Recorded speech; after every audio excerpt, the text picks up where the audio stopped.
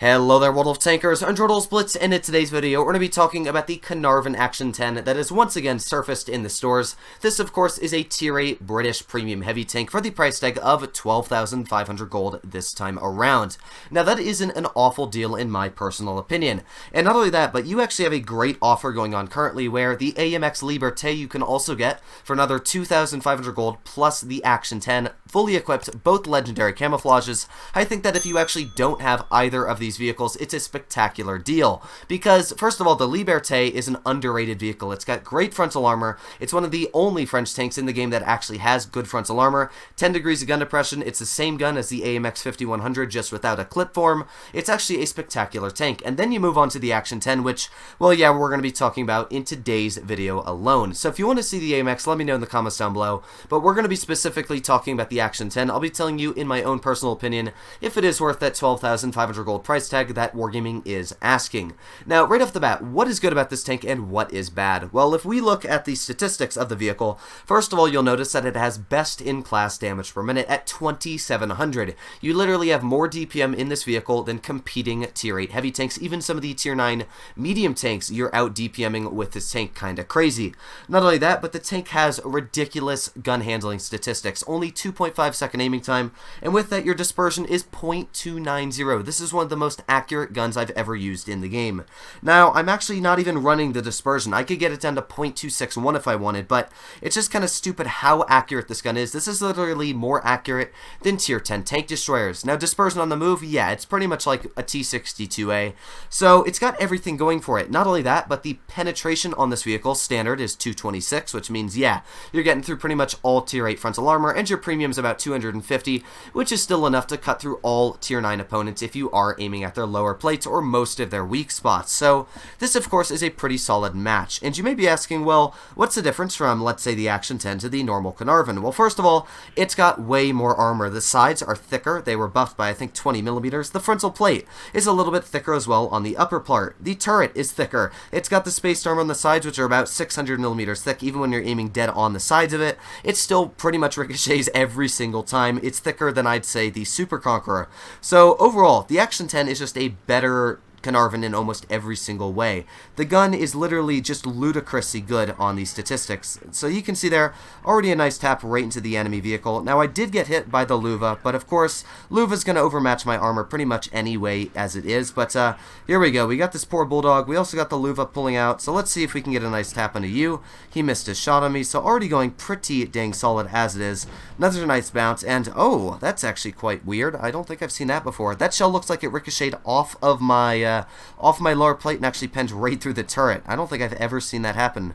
So let's just keep staying here. Let's stay peaceful. I'm not sure what would hit me for that. Probably, I'd have to say, ooh, that hurts. I wasn't looking there, but I'd probably have to say it was the Scorpion G that hit me with that shot, which, as you can see detected right there, would probably be the Scorpion G. So we got the Luva pulled out once again. Let's see if we can get another nice tap into that guy, tracking him as well. This thing actually does a great job of tracking people, but there you go. That was literally like 400 hit points taken off right off that Luva, just in a matter of 2 or 3 seconds. Well, not 3, but matter of 4 seconds, we pretty much stripped 400 HP right off that guy.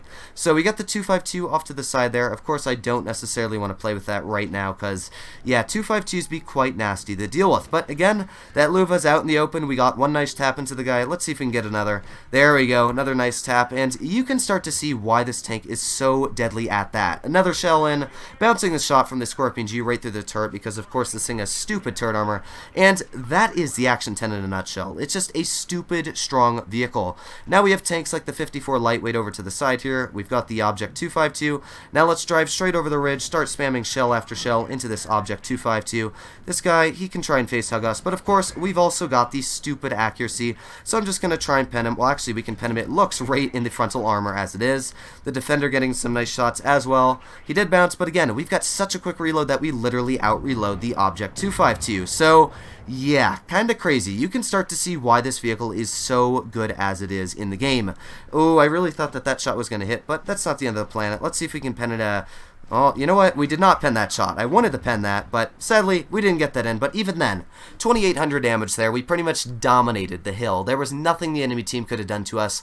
We did, of course, get shot when we overexposed, and a really weird ricochet penetration from that Scorpion G. But, yeah, 2,800 damage, 91,000 credits. Great overall effort for the first battle. Now, I will say, right off the bat, that this is 100% an overpowered tank. Ever since it came out, it's ridiculous. I'm sitting at over a 75% win rate, with 2,800 average damage in this vehicle, and of course while I am better than the average player, that is still ludicrously higher than my average statistics. That's more like smasher battles for me, and the reason this tank is so strong is because it has the ability to trade with the enemy, not of course with hit points, but with damage per shot.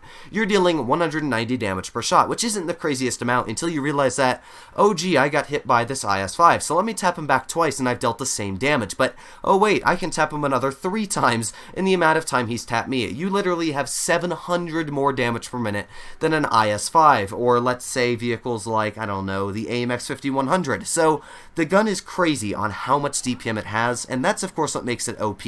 It's also the armor profile. You do have that cupola on the roof, but as you can see, it's quite a hard target to hit. So what do we have in the enemy team? We've got the Luva, we got the T-34. Now the T-34 can actually be quite a big struggle. You can overmatch the upper part of the turret. That whole roof can be overmatched with about 280 millimeters of pen, and as we know, that T-34, well, it carries quite a feisty gun, but I'm not too worried as it is right off the bat, because again, I'm in an Action 10, one of the deadliest vehicles tier for tier in the game. So let's push up. This is a really solid spot right here. They only have one tank destroyer as it is. Now of course that vehicle is being an ISU-152, but well, we've got the Luva here. Let's plop on our adrenaline, because this guy doesn't look like he's moving anywhere anytime soon, and as you can see, that is well, it was going to be 3 shells, but we'll just load a premium for that one, and as you can see, that's what I meant by the trading per shot. We literally took off about 500, 600 HP in 3 shots on that poor Luva, and yeah, the guy really couldn't do much to counter it. That's just how the tank works. Now the IS-3 on our team looks like he's going to be flanking. There we go. Okay, so we got some vehicles off to the front right here spotted, and of course again, this AMX isn't going to be able to do anything to me. Nice little tap into the ISU there. I didn't actually mean to shoot that guy, but you know what, I'm not going to complain when I get a penetration.